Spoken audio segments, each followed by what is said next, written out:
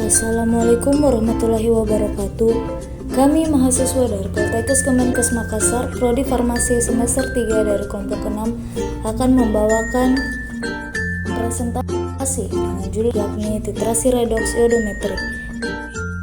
Dengan membawakan 5 materi, yaitu definisi dari titrasi redoks iodometri, yang kedua ada prinsip dari titrasi redoks iodometri, ada reaksi dari titrasi redoks iodometri, metode-metode pada redoks iodometri, dan contoh perhitungan dari titrasi redoks iodometri.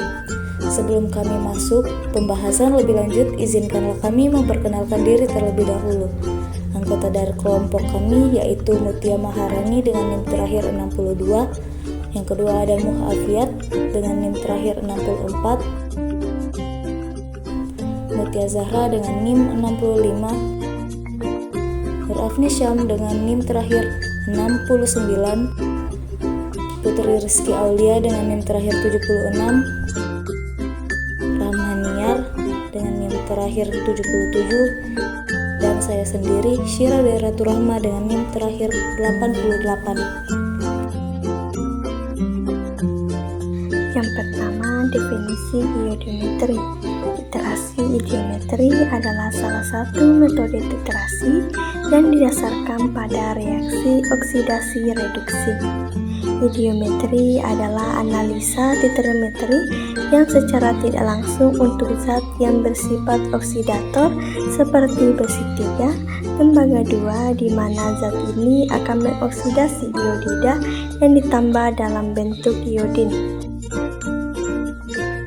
Selanjutnya, prinsip iodometri.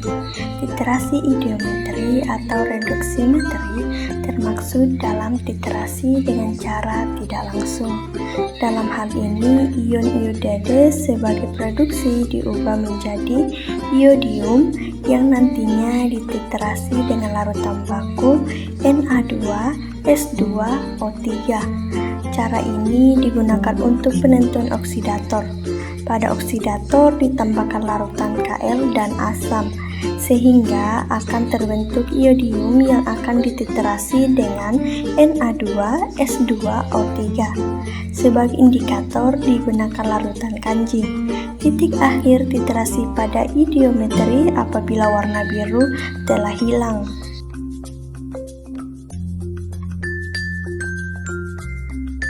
Kalium klorat bereaksi dengan 5 molekul kalium iodida dan 3 molekul asam sulfat, menghasilkan 3 molekul iodin, lalu bereaksi dengan 3 molekul kalium sulfat, 3 molekul air, 1 molekul iodin, dan 2 molekul natrium tiosulfat, menghasilkan 2 molekul natrium iodida yang bereaksi 1 molekul natrium tetrationer. 2 molekul tembaga sulfat pentahidrat bereaksi dengan 4 molekul kalium iodida, 2 molekul tembaga iodida, 12 molekul air, 2 molekul kalium sulfat, 10 molekul air, 12 molekul natrium tiosulfat. Hasil reaksinya 2 molekul natrium iodida yang bereaksi dengan 1 molekul natrium tetrationer.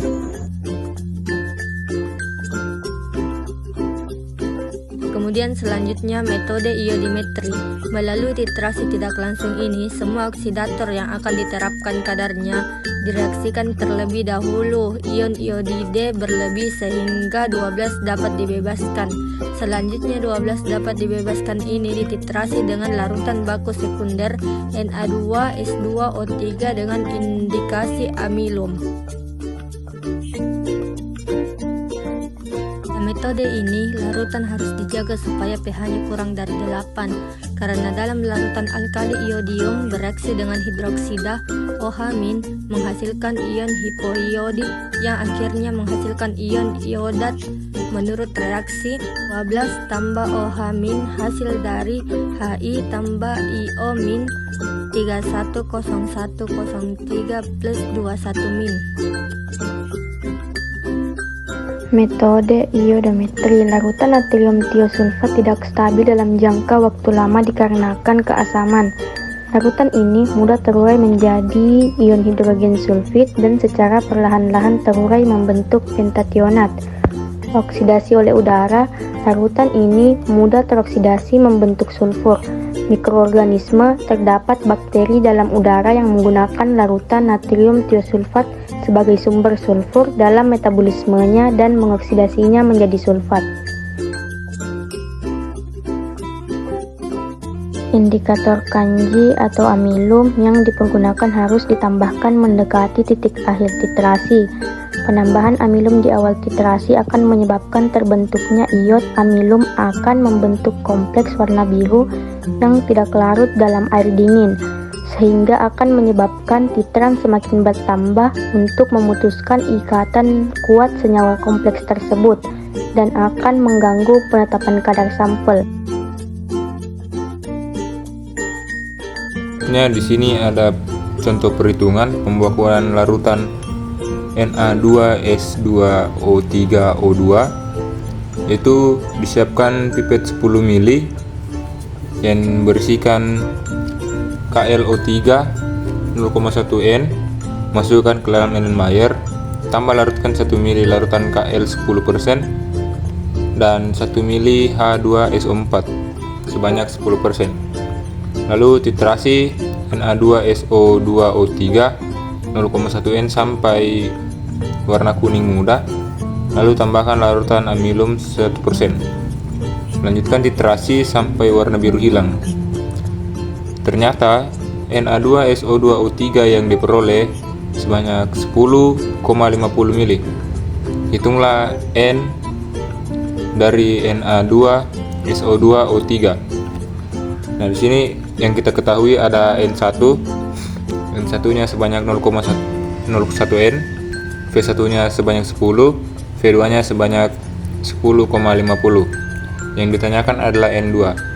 Bentuk penyelesaiannya yaitu N1 kali V1 sama dengan N2 kali V2, yaitu 0,01 kali 10 sama dengan N2 kali 10,50. Jadi N2 sama dengan 0,01 kali 10 dibagi 10,50. Jadi hasilnya adalah N2 sebanyak 0,0095 N.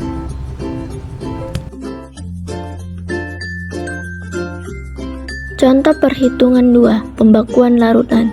Pembakuan larutan I2 0,01 N dengan Na2S2O3 hasil standarisasi pada soal sebelumnya. Pipet 10,0 ml larutan I2 masukkan dalam Erlenmeyer. Titrasi dengan N2S2O3 hasil standarisasi pada soal sebelumnya sampai warna kuning muda. Tambahkan larutan aluminium 1%, lanjutkan titrasi sampai warna biru hilang. Ternyata Na2S2O3 yang diperlukan 9,10 ml. Hitunglah Ni2.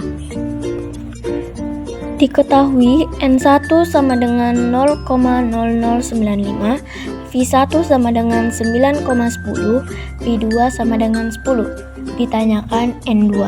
Penyelesaian N1 dikali V1 sama dengan N2 dikali V2. 0,0095 dikali 9,10 sama dengan N2 dikali 10.